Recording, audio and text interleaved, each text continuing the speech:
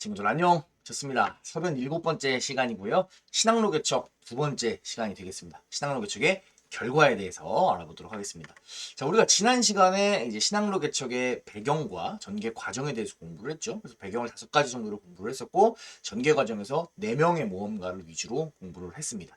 자, 오늘은 그래서 유럽에서 드디어 새로운 항로를 개척을 함으로써 뭐 아프리카를 돌아서 인도를 가기도 하고요. 뭐 신대륙에 갔다 오기도 하고요. 아메리카 대륙을 돌아서 뭐 지구를 한 바퀴 돌기도 했습니다.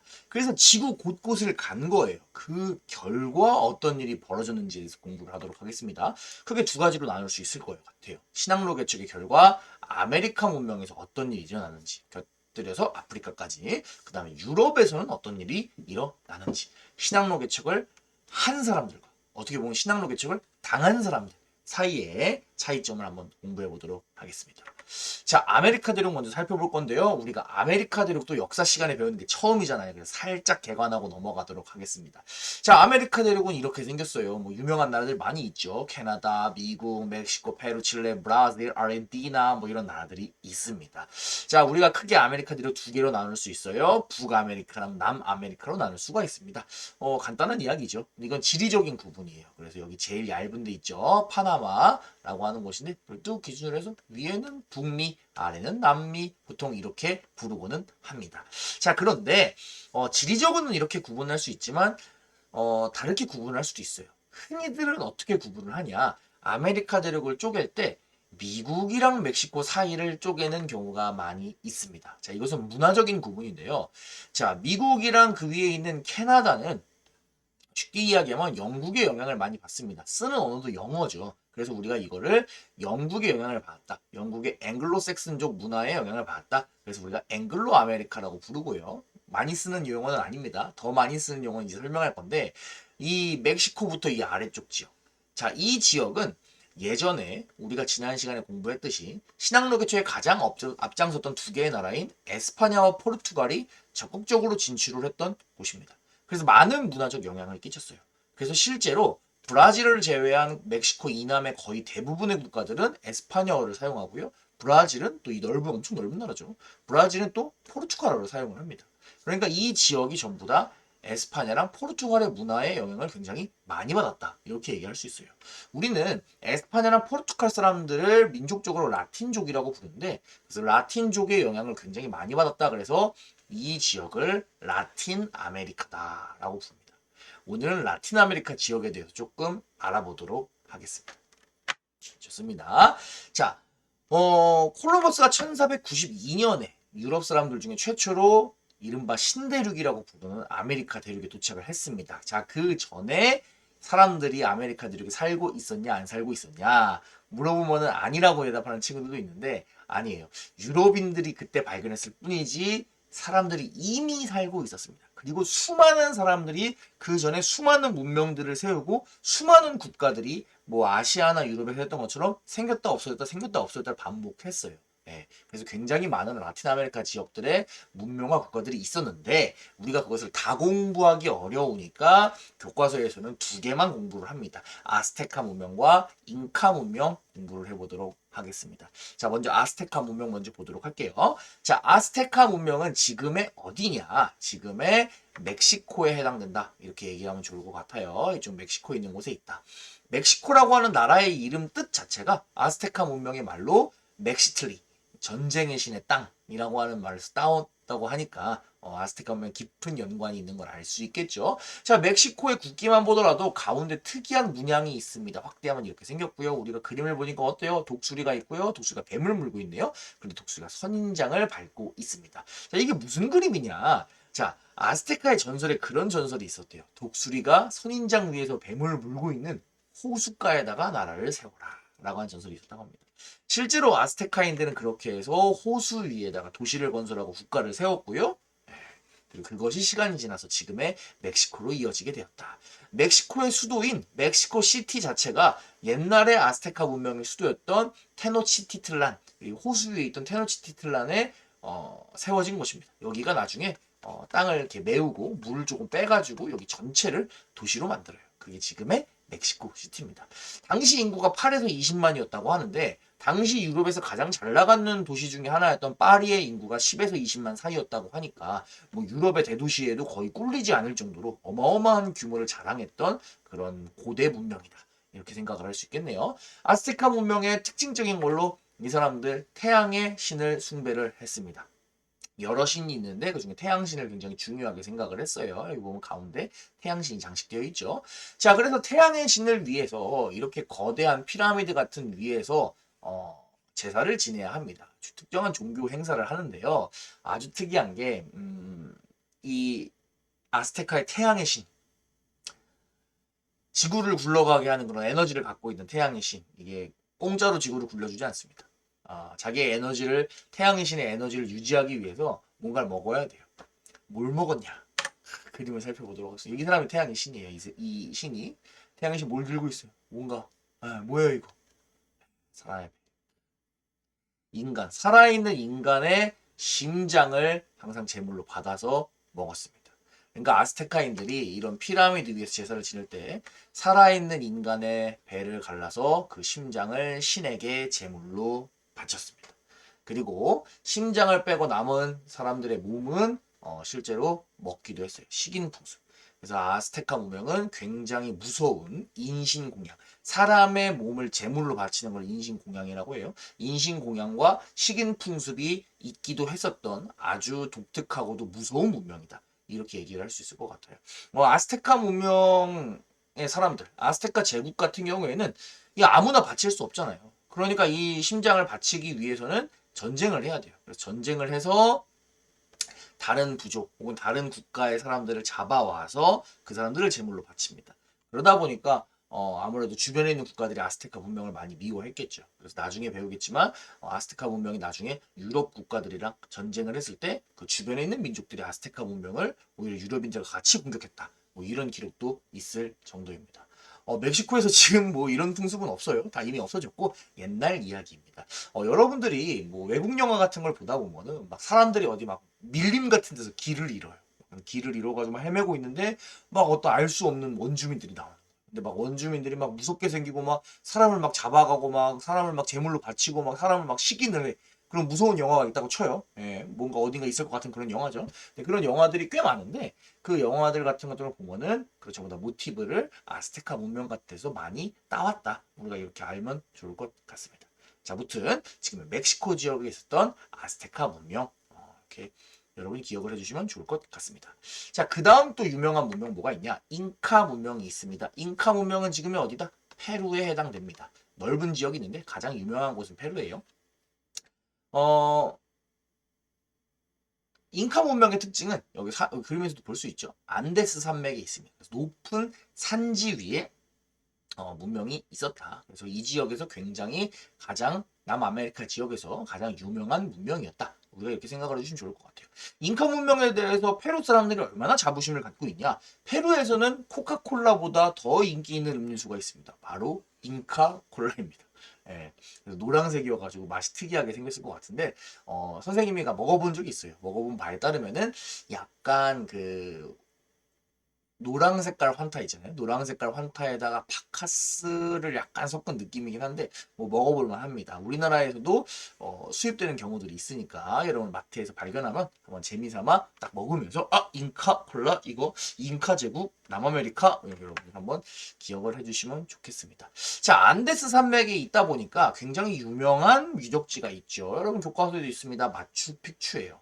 그래서 이 공중 산 높은 곳에 있는 도시입니다. 이 높이가 2,500m 정도 돼요. 2,500m면은 백두산보다 높은 거예요. 그러니까 굉장히 높은 안데스 산맥에서 발달했던 그런 문명이다. 이렇게 여러분들이 생각을 해주시면 좋을 것 같습니다. 선생님도 다녀왔어요. 선생님 다녀왔을 때는 이렇게 이쁠 수 있는데 선생님 갔을 때 날씨가 흐려가지고 좀 안타까웠던 경험이 있습니다. 또 안데스 산맥에 여러분들이 이미 알고 있는 것들 많아요. 잉카 문명에. 여기 살고 있는 동물들 있죠. 여러분들이 좋아하는 귀여운 알파카, 그리고 알파카랑 비슷하게 생긴 라마 이런 것들. 그래서 옛날 안데스 산맥, 잉카 문명에선 이런 가축들을 많이 길렀습니다. 유럽인들이 들어가기 전까지 아메리카 대륙에는 사실 등치가 큰 짐승들이 별로 없었어요. 말 같은 짐승도 없었고요. 그래서 뭐 타고 댕기거나 아니면 짐을 싣거나 할 수 있는 것들이 굉장히 부족했습니다. 그래서 알파카 같은 경우에는 털을 얻기 위해서 털이 굉장히 북실북실해요. 그리고 라마 같은 경우에는 짐을 이렇게 실어가지고 날릴 수 있게 뭐 그런 용도로 이런 산악 지형에서 알파카나 라마 같은 것들을 많이 길렀다. 이런 것도 우리가 같이 재미삼아 알아두면 좋을 것 같습니다. 알파카나 라마는 참고로 말처럼 사람이 타고 다닐 수는 없어요. 얘네들이 허리가 약해가지고 사람이 탈 수는 없고요. 짐 같은 것들은 조금 싫고 그렇기는 합니다. 고기도 먹기는 하는데 막 식용으로 기르는 그런 느낌은 아니다. 뭐 이렇게 생각을 해주시면 좋을 것 같습니다. 자, 그래서 우리가 지금 아스테카 문명이랑 잉카 문명에 대해서 그냥 좀 흥미 위주 여러 가지 이야기들을 해봤어요. 자, 중요한 거는 유럽 사람들이 아메리카 대륙에 건너갔을 때 이 고대 원주민 문명을 어떻게 했냐? 결론부터 이야기를 하면은 유럽인들은 이 원주민 문명을 파괴를 합니다. 자, 에스파냐에 정복자들이 있어요. 그런 사람들이 소수의 병력으로 아메리카 문명과 전쟁을 벌이고요. 아메리카 문명을 몰락시킵니다. 아니 선생님, 아까 아스테카 문명의 수도의 인구가 막 20만 명이라면서요. 네, 맞아요. 당시 아스테카 문명이나 뭐 잉카 문명이나 인구가 수십에서 뭐 100만 명 이상인 경우들이 있습니다. 근데 그럼에도 불구하고 에스파냐 정복자들의 인구는 굉장히 소수일 거 아니에요. 에스파냐에서 시낭로 개척에서 넘어와 봤자 몇백 명 안 된단 말이에요. 그러면 몇백 명 대 100만 명 맞짱을 뜨면은 당연히 100만 명이 이겨야 될 것 같지만 에스파냐 정복자들이 승리를 거뒀습니다. 왜 그러냐? 우리가 그림만 봐도 알 수 있죠. 자, 스페인의 정복자들은 어떻게 무장을 하고 있나요? 그죠? 쇠로 만든 갑옷과 쇠로 만든 칼과 심지어 총도 갖고 있고요. 그다음에 말도 타고 다닙니다. 반면에 원주민 같은 경우에는 무장 상태가 굉장히 별 볼 일 없고요. 무기 체계도 돌이나 나무를 활용한 그런 무기들을 사용하는 거 볼 수 있어요. 결국에 기술력 차이가 너무 많이 났고요. 코르테스나 피사로 같은 소수의 군대를 거느린 정복자들에 의해서 결국에 원주민 문명이 어떻게 되었다? 파괴가 되었습니다.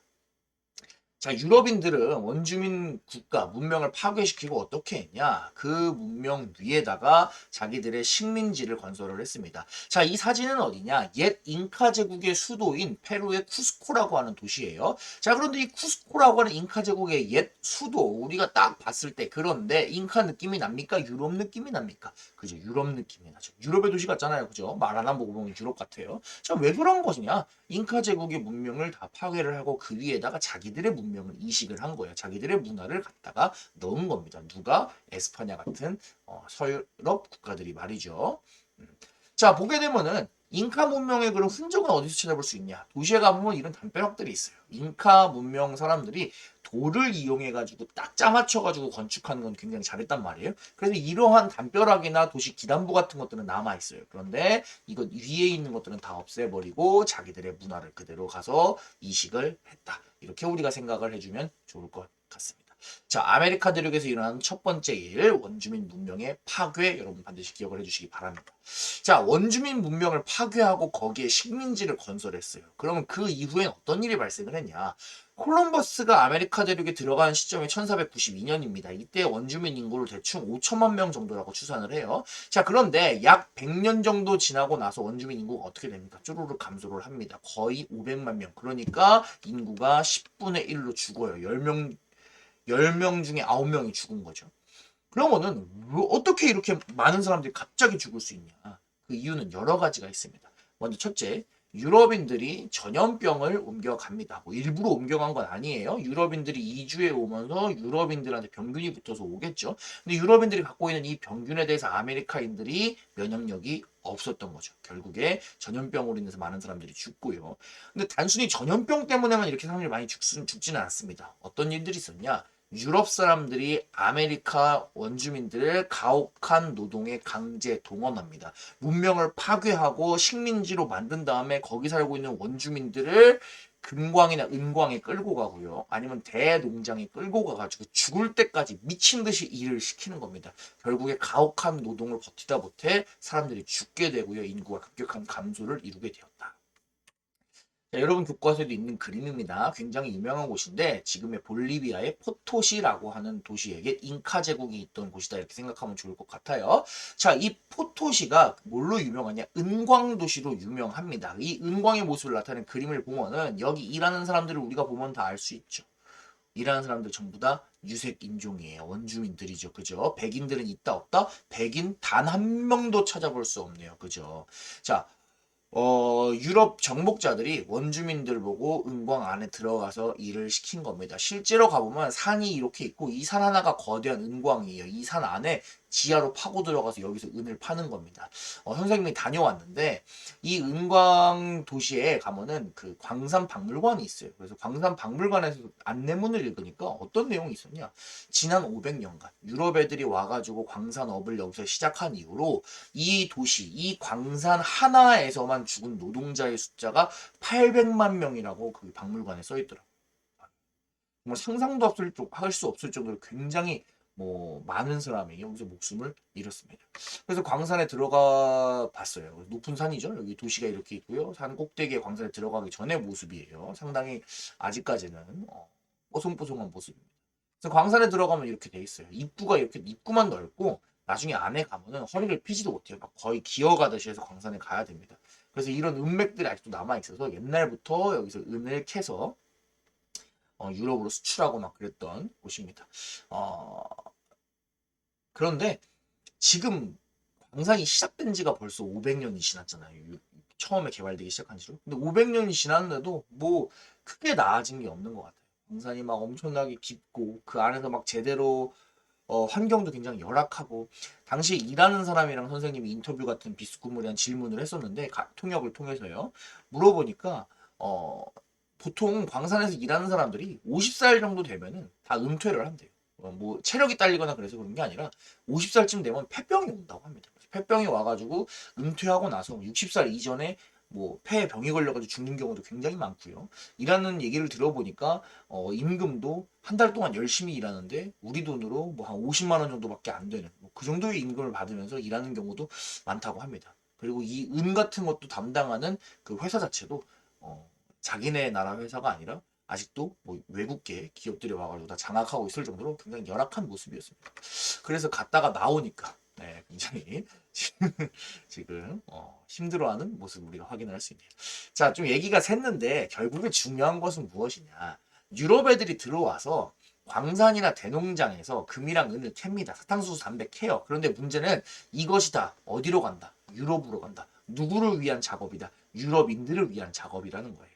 자, 결국에 두 번째 결과, 유럽인들을 위한 일련의 과정을 겪는 동안에 원주민의 인구가 폭발적으로 감소했다. 이렇게 우리가 정리를 할 수 있겠습니다. 자, 그러면은 원주민 인구가 감소했어요. 일할 사람이 없습니다. 누군가는 광산이랑 농장 가서 일을 해야 되는데 원주민들이 인구가 10분의 1로 죽었어요. 그럼 어떻게 해야 될까요? 유럽인들이 가서 일하는 방법이 있겠죠. 하지만 유럽인들은 일을 하고 싶지 않았습니다. 그래서 유럽인들이 생각하는 방법이 있어요. 눈을 돌립니다. 어디로? 아프리카로 눈을 돌렸어요. 자, 유럽인들은 아메리카 원주민의 숫자가 줄어들자 아프리카에서 흑인들을 노예로 잡아오기 시작합니다. 자기들이 직접 가가지고 마치 사냥감을 사냥하듯이 흑인들을 사냥해 오기도 하고요.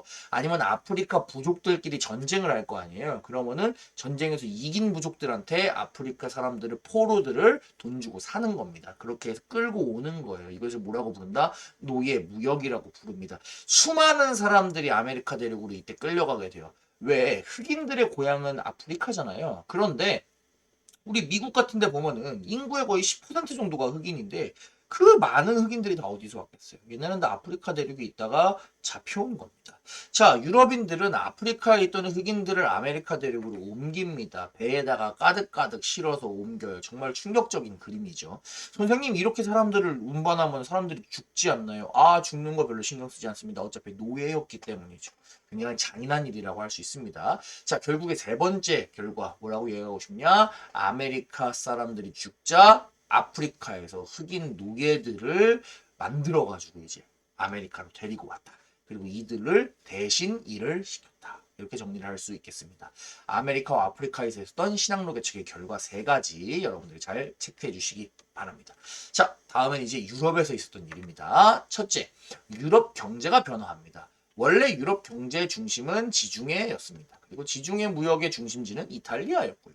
그런데 이게 변화가 되는 겁니다. 자, 이제는 어떤 바다가 중심이 된다? 대서양을 중심으로 무역이 이루어지는 겁니다. 대서양이 중심으로 무역이 이루어지니까 대서양 연안의 국가들이 발전하겠죠. 에스파냐나 포르투갈 같은 경우에 라틴 아메리카로 가가지고 먼저 식민지를 해서 굉장히 큰 영향력을 장악을 하고요. 뭐 영국 같은 국가들도 이제 북아메리카 지역으로 가가지고 미국이나 캐나다 지역에 진출을 하고 그렇게 우리가 체크를 할 수 있겠습니다. 지중해에서 대서양으로 무역의 중심지가 옮겨갔다.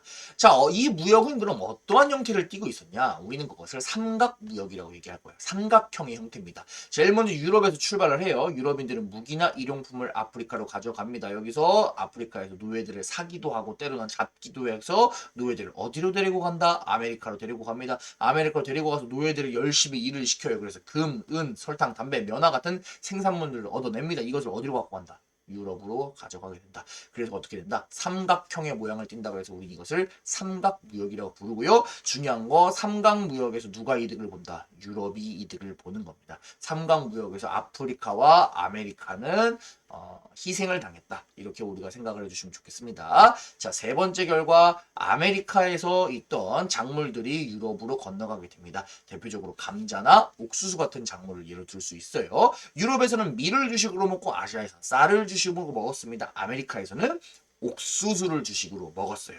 자, 옥수수는 쌀이나 밀에 비해서 가지는 장점이 있습니다. 무엇이 있냐? 아무데나 심어도 아무데나 아무렇게나 잘 자랍니다. 안데스 산맥 같은 높은 고원에다가 옥수수를 심어도 지 알아서 잘 자라요. 높은 산에서 쌀 농사 지을 수 없죠. 자, 그래서 아메리카에서는 옥수수를 잘 먹었습니다. 그런데 옥수수가 잘 자라는 장점이 있지만 밀이랑 쌀에 비해서 단점이 있어요. 무슨 단점이 있냐? 옥수수는 영양분이 부족합니다. 그래서 옥수수만 먹었다가는 영양실조에 걸리기가 쉬워요.